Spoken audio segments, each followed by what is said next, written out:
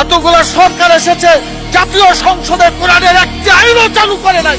বড় স্পিকার, সবচাইতে লজ্জা, সবচাইতে দুঃখজনক কথা হলো এটা।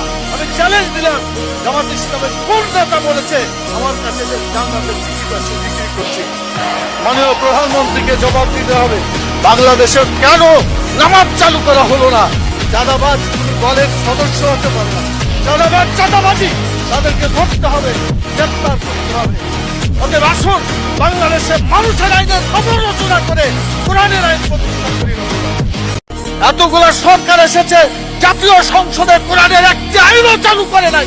বড় স্পিকার, সবচাইতে লজ্জা, সবচাইতে দুঃখজনক কথা হলো এটা। আমি চ্যালেঞ্জ দিলাম, জামাত ইসলামের কোন নেতা বলেছে আমার কাছে যে জান্নাতের টিকিট আছে বিক্রি করছে? মাননীয় প্রধানমন্ত্রীকে জবাব দিতে হবে, বাংলাদেশে কেন নামাজ চালু করা হলো না? চাঁদাবাজ দলের সদস্য হতে পারে না, চাঁদাবাজ চাঁদাবাজি, তাদেরকে ধরতে হবে, গ্রেপ্তার করতে হবে। ওদের আসুন বাংলাদেশের মানুষের আইনের সমালোচনা করে কোরআনের আইন প্রতিষ্ঠা করি।